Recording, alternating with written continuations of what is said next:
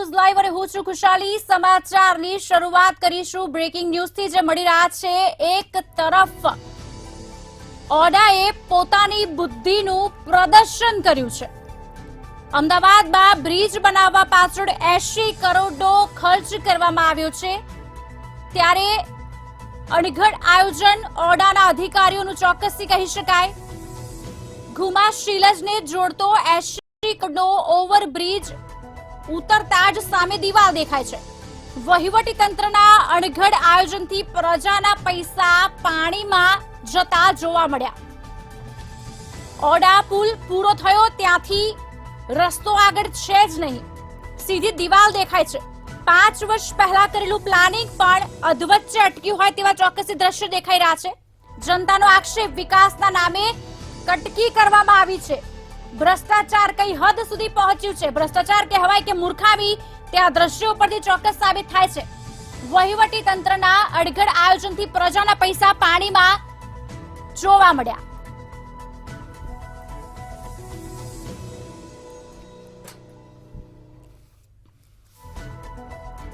તો આ અંગે વધુ વાતચીત કરવા માટે અમારી સાથે સ્ટુડિયોમાં હાલ ઉપસ્થિત છે એસોસિએટ એડિટર મંતવ્ય ન્યૂઝના પ્રફુલ્લ ત્રિવેદી અને સાથે જ અમારા સંવાદદાતા કિંજલ બોરીસા સ્થળ પર હાજર છે। કિંજલ, પહેલા આપને પૂછીશ, અત્યારે હાલની સ્થિતિ શું છે? કારણ કે એક તરફ જેણે પ્રજાના પૈસે બ્રિજ બનાવવામાં આવ્યો તો બ્રિજ એ પ્રજાના લાયક રાખવામાં જ નથી આવ્યો। બુદ્ધિનું પ્રદર્શન કે ભ્રષ્ટાચારનું એક આ વસ્તુ કહી શકાય? કિંજલ,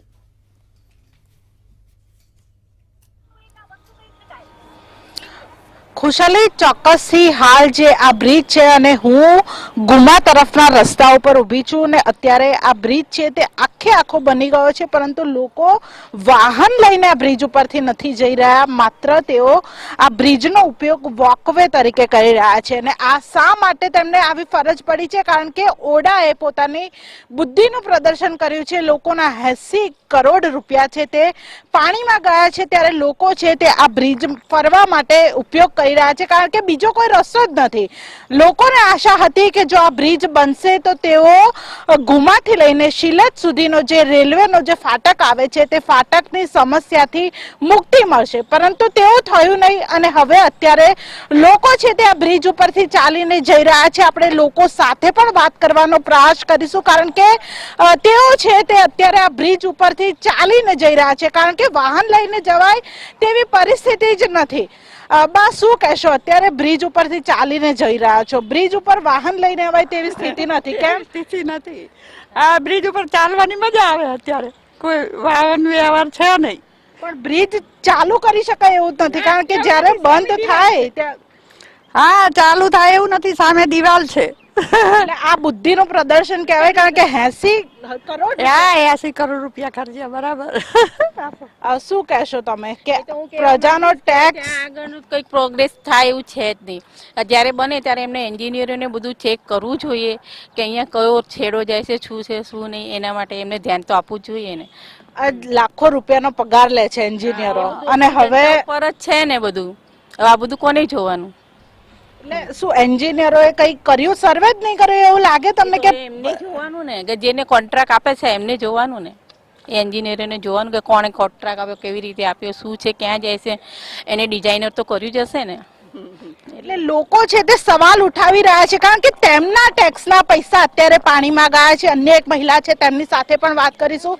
બેન, શું કહેશો? હાલ ચાલી રહ્યા છો આ બ્રિજનો ઉપયોગ અત્યારે મનોરંજન તરીકે? હા, અત્યારે તો બધા વોક કરવા માટે જ યુઝ કરી રહ્યા છે આનો, કેમ કે પેલા છેડે કે આ છેડે કોઈ બી રસ્તો નથી, આગળ તો ટોટલી દિવાલ જ છે, પછી આગળ કોઈ રસ્તો જ નથી, એટલે આગળ હવે આ બનાવીને તો મૂકી દીધો છે, આપણા ખર્ચે જ બનાવ્યો છે, હવે આગળ શું કરશે એ કઈ ખબર નથી। પણ બેન, એવું લાગે કે એ લોકો ભણેલા ગણેલા લોકો છે, એમ કરવો જોઈએ પહેલા કે આ કઈ બાજુ નીકળશે રસ્તો, ક્યાં શું હશે, એ કર્યા વગર જ, તપાસ કર્યા વગર જ બનાવી દીધો છે। પણ હવે ટેક્સ વધારીને સામાન્ય પબ્લિક ઉપર ભારણ નાખવામાં આવે છે। હા, સાચી વાત છે તમારી, સાચી વાત છે। એ આપણા પૈસે જ આ બનાવ્યું છે, આપણા ઉપર જ છે બધું જે બી છે। તમે અહીંયા આસપાસ રહો છો, તમને એવી આશા હશે કે આ ફાટકમાંથી મુક્તિ મળશે, ટ્રાફિકમાંથી મુક્ત થવું પડશે, પણ સમસ્યા એની એ છે હજુ વર્ષો રાહ જોવી। હા, હજુ વર્ષો રાહ જોવી પડશે, તમારી વાત સાચી છે। સાચી વાત છે. આ એક હાસ્યનો નમૂનો થઈ ગયો છે, એક મજાકનું સાધન બની ગયો છે. 80 કરોડ રૂપિયાનો બ્રિજ બ્રિજ છે. હા, અત્યારે તો લોકોને મજા આવે ચાલવાની, બીજું જ શું.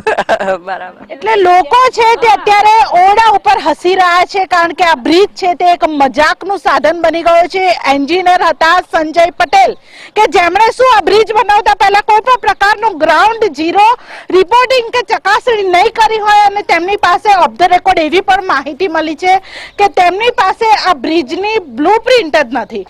બ્લુપ્રિન્ટ નથી તો તમે કઈ રીતે આખે આખું આ મેનેજમેન્ટ વગરનો અણધડ પ્રકારનો આખો બ્રિજ છે તે તૈયાર કરી દીધો છે. વચ્ચે જે એલિવેશન છે તે પણ નાખી દેવામાં આવ્યું છે. આખો બ્રિજ રંગ રોગાણ પણ થઈ ગયું છે, પરંતુ આ બ્રિજ શું ચાલવા માટે બનાવ્યો તે એક મોટો પ્રશ્ન છે. બ્રિજ બનાવ્યો શા માટે, જ્યારે તમને ખબર છે કે આગળ કોઈ પ્રકારનો રસ્તો જ નથી. તમને એ પણ ખબર નથી બ્રિજ બનાવ્યો. પણ હવે ઘણા સવાલ મંતવ્ય ન્યૂઝ પૂછી રહ્યું છે. ઓડાના સીઈઓ ડીપી દેસાઈ આ તે કેવો વિકાસ, એક મજાક થયો છે. સીઈઓ ડીપી દેસાઈ જનતાના પૈસા આવી રીતે વાપરશો, સવાલ ઘણા થઈ રહ્યા છે અને મંતવ્ય ન્યૂઝ પૂછી રહ્યું છે ડીપી દેસાઈએ બ્રિજની વિઝિટ કરી કે નહીં, તે સૌથી મોટો સવાલ છે. સીઈઓ ડીપી દેસાઈ બ્રિજનો રસ્તો હવે કોણ બતાવશે, આનો જવાબ આપવો જરૂરી બની જાય છે. સીઈઓ ડીપી દેસાઈ, તમે તો પ્રજાના ટેક્સના રૂપિયાનો ધુમાડો કર્યો હોય તેવા દ્રશ્યો અત્યારે હાલ જોવા મળી રહ્યા છે, અને 80 કરોડની મજાક આપે કરી હોય તે રીતનું અત્યારે દ્રશ્ય આપે ક્રિએટ કર્યું છે, જે લોકો આપને સવાલ પૂછી રહ્યા છે અને મંતવ્ય ન્યૂઝ પૂછી રહ્યા છે. પ્રફુલભાઈ ત્રિવેદી અત્યારે હાલ સ્ટુડિયોમાં ઉપસ્થિત છે. પ્રફુલભાઈ, પ્રજાના પૈસે ધુમાડો, અણઘડ પ્લાનિંગ કહી શકાય, ભ્રષ્ટાચાર કહી શકાય કે બુદ્ધિનું પ્રદર્શન કહી શકાય, આપ શું કહેશો? ખુશાલી municipal corporation, Ahmedabad municipal corporation અને ઔડા અને એના જે એન્જિનિયરો અને અધિકારીઓ છે એ વિકાસના નામે કટકી કરવામાં અને અણઘડ આયોજન કરવા માટે અત્યાર સુધી કુખ્યાત થઈ ગયા છે. એ લોકો જે કંઈ આયોજન કરે છે ને એ એટલું બધું અવૈજ્ઞાનિક ઢબે કરે છે કે ઘણી વખત સુવિધાના બદલે દુવિધા બની જાય છે. કોર્પોરેશને હાટકેશ્વરનો જે બ્રિજ બનાવ્યો છે, જે 40 થી 50 વર્ષ ચાલવો જોઈએ, એ 4 વર્ષમાં તોડવાની નોબત આવી છે. જેનો વિવાદ 3 વર્ષથી સમવાનું નામ નથી લેતો. ત્યાં ગુમા સિલજ જે બ્રિજ છે એનો નવો વિવાદ આવ્યો છે, જે ઔડા અને રેલવે દ્વારા બનાવવામાં આવ્યો છે. 80 કરોડનો જે ખર્ચ થયો છે એમાં 50% રેલવેનો ખર્ચ છે ને 50% ઔડાએ આપવાનો છે. પરંતુ આ બ્રિજ બનાવ્યો ગુમા સિલજનો ત્યારે કોઈ જ સુપરવિઝન થયું હતું કે નહીં, કે એનું પ્લાનિંગ થયું હતું કે નહીં, એ બહુ મોટો પ્રશ્ન છે. કારણ કે સિલજ તરફ જે પાંખ ઉતરે છે એ પાંખ પછી કોઈ રસ્તો જ નથી. એના 10 ફૂટ આગળ કાચો રોડ છે અને પછી દિવાલ આવી જાય છે. તો આ રોડ કોના માટે બન્યો? નાગરિકો માટે બન્યો, વાહન ચાલકો માટે બન્યો, કે કોન્ટ્રાક્ટર નફો રળી લે એના માટે બન્યો? આ સૌથી મોટો પ્રશ્ન છે. અને જે હું ત્રીજો જે બોલ્યો કોન્ટ્રાક્ટરના નફા માટે જ બન્યો હશે, એ બાબત ચોક્કસ પુરવાર થાય છે. કેમ કે આવા અણઘડ આયોજનમાં જે અધિકારીઓ સહયોગ કરીએ છે અને રોકડા લીધા હશે, એને એનો ભાગ લઈ લીધો છે ને ટકાવારીની જે સિસ્ટમ ઊભી થઈ છે એ સિસ્ટમ હવે સામાન્ય નાગરિક પણ જાણતો થઈ ગયો છે કે ક્યાં કોને કેટલા ટકા આપવા પડે છે. જે કોન્ટ્રાક્ટર નથી એવા લોકો પણ જાણતા થઈ ગયા છે. આ ટકાવારીનું ગણિત છે ને એ આવા અણઘડ આયોજનને એક પ્રોત્સાહિત કરતું હોય છે. હવે આપણે જે દેશની અંદર છે ને 7 અજાયબીઓ છે, આ 8મી અજાયબી તરીકે આને લેખાવી જોઈએ અને 8મી અજાયબી આપવા સબબ ઔડાનું સન્માન થવું જોઈએ એવું લોકો મજાકમાં કહેતા થઈ ગયા છે. ત્યાં જે લોકો પસાર થાય છે એ લોકો. હવે આપણે આખી જો વાત કરીએ તો ક્યારેક એવું થાય છે કે શહેરી વિકાસ ખાતું શું જુએ છે આમાં? ઔડા અને રેલવે તો બરાબર છે, પણ GUDC Gujarat urban development corporation એની શું ભૂમિકા હતી એ પણ તપાસવી જોઈએ આ આખા ની અંદર.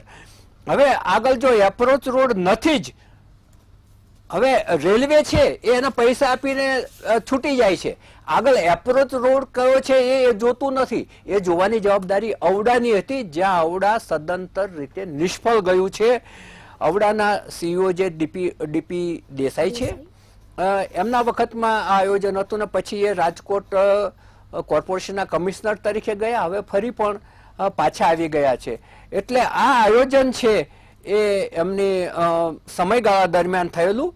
હવે સિલસ તરફ જે રોડ છે એ ખોલવા માટેની પ્રક્રિયા એ રાજકોટ ગયા તે પહેલા એનો ફિઝિબિલિટી સર્વે કરવાનું આયોજન હાથ ધરાયું હતું, પરંતુ એ આગળ વધ્યો કે નહીં બહુ મોટો પ્રશ્ન છે. કારણ કે આગળ નોન ટીપી એરિયા છે, એગ્રીકલ્ચર ઝોન છે. પહેલા તો એનું ઝોનનું પણ પ્રશ્ન ઉભો થશે કે એગ્રીકલ્ચર ઝોનમાં રોડ શું કામ જાય છે. એટલે આગળ એગ્રીકલ્ચર ઝોન છે, નોન ટીપી એરિયા છે, ઘણા બધા પ્રશ્નો હવે આમાંથી ઊભા થાય છે. હવે આ જો બ્રિજની વાત કરીએ તો 16.5 મીટર પહોળો છે, 900 મીટર એની લંબાઈ છે, લગભગ પૂર્ણ થઈ ગયો છે. અને આ જ્યારે સામે દિવાલ જોઈને એ પછી કામ અટકાવી દેવામાં આવ્યું છે. એટલે હવે એનું ઉદ્ઘાટન ક્યારે થશે અને એ ઉદ્ઘાટન થતા પહેલા કેટલા ચોમાસા પાર થશે અને કેટલા ગાબડા પડી જશે એ બહુ મોટો પ્રશ્ન છે.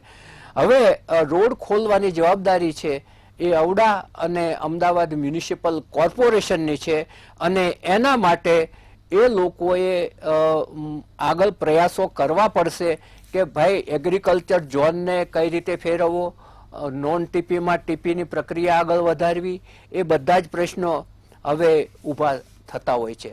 હવે ખુશાલી સૌથી મોટી વાત એ છે કે કોઈ પણ બ્રિજ બને તે પહેલા ત્યાં વાહન વ્યવહારની અવર જવર કેટલી છે વાહનો ગણવામાં આવતા હોય છે. બ્રિજ શા માટે બનાવવો જરૂરી છે એનો એક ફિઝિબિલિટી રિપોર્ટ તૈયાર થતો હોય છે. ટ્રાફિક જામની સમસ્યા કેટલા અંશે છે એની તપાસ થતી હોય છે. કયા ધમધમતા વિસ્તારોને સામસામે જોડશે અને નીચે સર્વિસ રોડ છે કઈ દિશામાં જશે એનું આયોજન કરવું પડતું હોય છે. હવે આ બધી જ બાબતો છે એનો સર્વે થયો હતો કે નહીં, અને જો સર્વે નહોતો થયો તો ટેન્ડર કઈ રીતે બહાર પડ્યું? કારણ કે ટેન્ડરની અંદર આ બધી વિગતો આપવાની હોય છે કે કયા બે વિસ્તારોને આ બ્રિજ જોડશે. જો ત્યાં કોઈ વાહન વ્યવહાર, નીચે ફાટક છે, ફાટકમાંથી છુટકારો થવાની લોકોને આશા હતી, પરંતુ આ બ્રિજ એવી રીતે કર્યો કે સામે દિવાલ છે, તો પછી આ બ્રિજનો ઉપયોગ શું? ફાટકની સમસ્યા તો ઠેર ને ઠેર રહી. તો રેલવે પૈસા ખર્ચ્યા, ઔડાએ પૈસા ખર્ચ્યા. આ પૈસા છે નથી તો ઔડાના કે નથી તો રેલવેના અધિકારીઓના, આ પૈસા છે સામાન્ય લોકોના ટેક્સના નાણાં છે, અને ટેક્સના નાણાંનો જે રીતે દુરુપયોગ થયો છે એ આંખ ફાટી જાય તેવો છે. પ્રફુલભાઈ, જવાબ તો માંગવો પડશે ને જવાબ તો લેવો જ રહેશે, કારણ કે પ્રજાના પૈસા છે. પણ આમાં પ્રજાની શું ભૂલ કહી શકાય? કારણ કે એન્જિનિયર જે છે સંજય પટેલ, તેમની પાસે બ્લુ પ્રિન્ટ નથી ઓફ ધ રેકોર્ડ, તે પણ માહિતી મળી રહી છે. તો કયા બેઝિસ પર ટેન્ડર પ્રક્રિયા પૂર્ણ કરવામાં આવી, કયા બેઝિસ પર કામ શરૂ કરવામાં આવ્યું, સર્વે કયા પ્રકારનો કરવામાં આવ્યો, થયો છે કે નથી, તે પણ હવે તો એક સવાલ ઉભો થઈ રહ્યો છે. પ્રફુલભાઈ, આનું પ્લાનિંગ જ્યારે આવી રીતે પ્લાનિંગ ખોટી રીતે થયું છે એવો પરપોટો ફૂટી જાય ને ત્યારે એકાબીજી અધિકારીઓ એકાબીજીને ખો આપતા હોય છે. થોડોક આમાં ભાગ કોર્પોરેશનનો પણ છે. એટલે કોર્પોરેશન કે ઔડાનો વાંક છે, ઔડા એમ કે કોર્પોરેશનના અધિકારીઓને અમે આટલું સોંપ્યું હતું નથી થયું, અને એ બે જણા ભેગા થઈને રેલવે ઉપર નાખે કાં તો રેલવેનું કામ છે ના તો રેલવેના પૈસા છે, અમારે કાંઈ લેવા દેવા નથી. એટલે જે સરકારી તંત્રો જ્યારે ભેગા મળીને કામ કરતા હોય છે અને આવી રીતે જ્યારે ભાંઠે ભરાઈ જાય ત્યારે એકાબીજીને ખો આપતા હોય છે કે આ મારું નહીં, આનું છે, આનું નહીં, આનું નથી. પોતાની જવાબદારીમાંથી માથે લેવામાંથી છટકતા હોય છે અને બીજાને ખો આપવા માટે પ્રયાસ કરતા હોય છે. એટલે પછી એ લોકો એમ કહેતા હોય છે કે આ નથી, તે નથી, આ મારી પાસે નથી, આ તો રેલવેમાં છે. એ બધી જ છે ને એ બહાનાબાજી એટલા માટે હોય છે કે જો કોઈ પણ કાગળ બતાવે તો એમની પોલ છે ને એ પોલમાંથી બીજા પરપોટા ઉપસે અને બીજું ઘણું બધું બહાર આવે. કારણ કે જ્યારે તમે 80 કરોડનો ધુમાડો કરી નાખ્યો છે, જેવી રીતે 45 કરોડનો ધુમાડો હાટકેશ્વરમાં કર્યો હતો, હાટકેશ્વરમાં તે નબળો બ્રિજ બન્યો. હવે એને તોડવો કે નવો કરવો એમાં જેમ કોર્પોરેશન 3 વર્ષથી ગૂંચવાયેલું છે ને પ્રજા પરેશાન થાય છે. એ જ હાલત આ ગુમા સિલજ બ્રિજમાં થવાની. હવે એ ગૂંચવાવાના કે આનો ઉપયોગ શું કરવાનો, કઈ રીતે કરવાનો, સામે કઈ રીતે ખોલવાનું. હવે 1 વર્ષથી તો આ લગભગ તૈયાર થઈ ગયેલો જ છે. આ બ્રિજ તૈયાર થવા આવ્યો ત્યારે ખબર પડી કે સામે દિવાલ છે. આ તો કેવા પ્રકારનું આયોજન. આવું જ એક વખત કોર્પોરેશને પણ ભૂલ કરી હતી.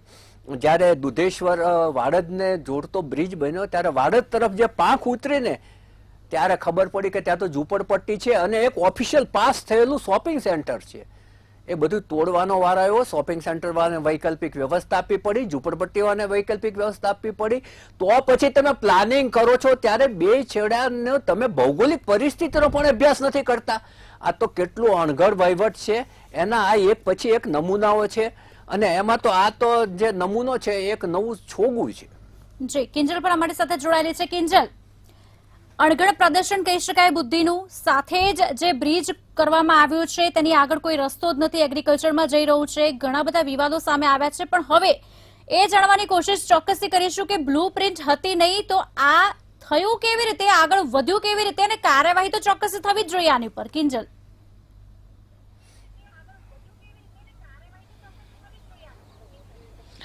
કુશાલી, ચોક્કસથી આ બ્રિજ છે તે માત્ર બનાવી દેવાયો છે. કોઈ પણ તેના કોઈ જમીની તપાસ નથી થઈ કે નથી બ્લુપ્રિન્ટ બનાવવામાં આવી. માત્ર તેઓએ જે મૌખિક કામગીરી કરીને ટેન્ડરની પ્રક્રિયા છે તે પૂર્ણ કરી દીધી છે.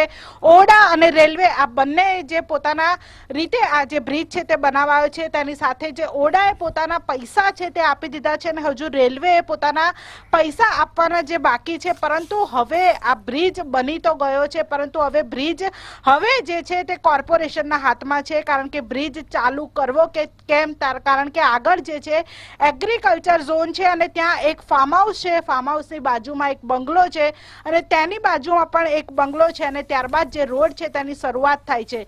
એટલે કે હવે એ જે સાંકડી શેરી છે ત્યાંથી રસ્તો પાડવો કઈ રીતે, એગ્રીકલ્ચર ઝોનનો હેતુફેર કરવો કઈ રીતે અને વૈકલ્પિક વ્યવસ્થા કઈ રીતે કરવી, કારણ કે આનો વાહન વ્યવહાર માટે કોઈ ઉપયોગ જ નથી. કાકાની સાથે વાત કરવા માંગીશું કારણ કે તેમણે પણ અત્યારે અહીંયાથી માત્ર ચાલીને જઈ રહ્યા, વોકિંગ કરી રહ્યા છે. તેમનું પણ એ કહેવું એવું છે કે મનોરંજન માટે આ બ્રિજ છે તે બનાવ્યો છે. લોકોનું કહેવું એવું છે કે 80 કરોડ રૂપિયાનો આ બ્રિજ માત્ર જે મનોરંજન માટે બનાવ્યો એની કરતા જો કંઈ બીજું બનાવ્યું હોત, બગીચો બનાવ્યો હોત કે કંઈ પણ કોર્પોરેશને બીજું બનાવ્યું હોત તો પણ અમારે ઉપયોગ થાત. પરંતુ હવે આ બ્રિજ હાડપિંજર જેવો છે. લોકો માત્ર ચાલવા માટે તેનો ઉપયોગ કરી રહ્યા છે. આ બ્રિજ બનાવવાનું એકમાત્ર કારણ એ હતું કે નીચે જે રેલવેનું ફાટક આવેલું છે ત્યાં મોડી રાત સુધી લોકો ત્યાંથી અવર જવર કરતા હોય છે. કારણ કે આ એક સાંકડો રસ્તો છે. બોપલ અને જે ગુમા અને સિલજને જોડતો રસ્તો છે ત્યાંથી લોકો અવર જવર કરતા હોય છે અને ફાટક ઉપર લોકોએ ઊભું રહેવું ના પડે તેને માટે થઈને આ બ્રિજ બનાવવાનું 6 વર્ષ પહેલા નક્કી કરવામાં આવ્યું હતું. 6 વર્ષ થયા, બ્રિજ બની ગયો. હવે ખબર પડે છે કે સામે તો એક દિવાલ છે અને આ દિવાલ છે તે જગ્યા એગ્રીકલ્ચર ઝોનમાં આવે છે. તો ઓડાના અધિકારીઓ તમે ભણેલા નથી અને લાખો રૂપિયાનો પગાર તમે માત્ર એસી ચેમ્બરમાં બેસીને હવા ખાવાનો લેતા હોય તેવું લાગી રહ્યું છે. આ પ્રજાના પરસેવાના પૈસા છે અને પ્રજાના પરસેવાના પૈસા અત્યારે લોકો તમારી ઉપર હસી રહ્યા છે અને કોઈ પણ અધિકારી અત્યારે જવાબ આપવા માટે તૈયાર નથી. અને જવાબ આપે તો આપે પણ શું, કારણ કે હવે જો હેતુફેર કરવા જશે જમીનનો તો તેનો પણ સમય છે તે ખૂબ જ લાંબો છે અને 3-4 વર્ષ જેટલો સમય થઈ જશે. એટલે કે 4 વર્ષમાં આ બ્રિજની હાલત પણ અમદાવાદના જે બીજા બ્રિજો છે, હાટકેશ્વર બ્રિજ સૌથી મોટું ઉદાહરણ છે, તેના જેવી જ થઈ જશે. કારણ કે આ બ્રિજ 4 વર્ષ બંધ રહેશે, કોઈ પણ ઉપયોગમાં નહીં આવે અને 4 વર્ષ બાદ આ બ્રિજમાં ફરી જે કરોડો રૂપિયાનો ખર્ચો કરવો પડશે અને હજુ પણ કરોડો રૂપિયાનો ખર્ચો આ જે એગ્રીકલ્ચર ઝોન છે તેનો હેતુફેર કરવામાં આવશે અને ત્યારબાદ બ્રિજ છે તેને રોડ સુધી જોડવામાં આવશે. પરંતુ હવે સવાલ એક જ છે કે તમે પહેલા તપાસ શા માટે નથી કરી, અને જો તપાસ કરી હોત તો આવું થયું જ ના હોત. એટલે જે અધિકારીઓ છે કાં તો એ બુદ્ધિ વગરના છે, એ ડફોડ છે, તેમને ખબર નથી કે કઈ રીતે જે કામગીરી છે તે થાય. વિકાસનું કામ માત્ર કહેવામાં આવે છે કે આ વિકાસના માટે થઈ રહ્યું છે, લોકોની સુખાકારી માટે થઈ રહ્યું છે, પણ ક્યાં છે લોકોની સુખાકારી? અત્યારે આવી રીતે જે પથ્થર છે તે જી કિંજલ, આખે આખો હું તમને ગુમા બાજુથી લઈને સિલજ સુધી આખા બ્રિજ ઉપર હું અને કેમેરામેન બંને ચાલતા છે. હવે માત્ર જે 4 ફૂટ જેટલું બ્રિજના છેડાનું જે કામ. જી કિંજલ, જી પ્રફુલભાઈ, એક છેલ્લો સવાલ એ પૂછવા માંગીશ કે 45 કરોડ 80 કરોડ આવી રીતની ઘટનાઓ જો બનતી રહેશે તો ભ્રષ્ટાચારનો ભોગ જનતા ક્યાં સુધી બનશે? આમને આમ જ રૂપિયાનો ખર્ચ થતો રહેશે?